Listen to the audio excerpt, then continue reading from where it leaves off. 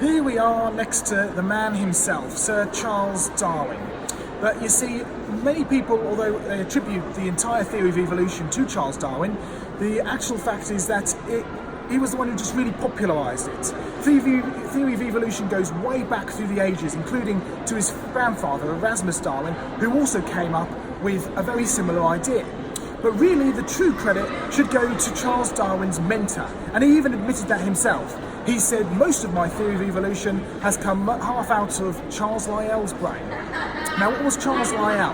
Well, he was known as the founder of modern geology, and he popularised a theory called the present is the key to the past. That every process that we can see today is how it always happened, how we can explain everything.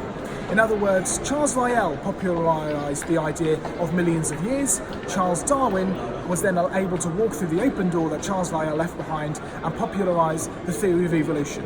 Because remember what we were saying earlier about the fossils. If the bottom layer got there first and the top layer got there last, and if there was millions of years in between, which is what Charles Lyell promoted, that meant that Charles Darwin could simply say, well, the bottom fossils evolved into the top fossils. And it is literally plucked out of thin air. There's no evidence for it. We've seen that in the fossils. There's no transitional fossils. You have to form them quickly. There's not even any way you can get those layers in that position.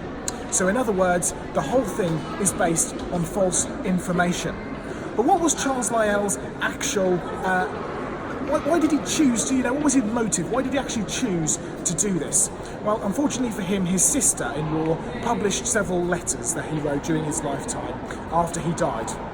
And in there, it states that my aim is, quote unquote, to free the science from Moses. In other words, what he was trying to do is get rid of the idea of the Bible, get rid of the idea of God out of science. Once he'd paved that way, Charles Darwin could literally walk through the open door, and the story, well, you know the rest of the story. Here he is sitting in the main view in the Natural History Museum, in the very building which was originally opened and designed to bring glory to the Creator God.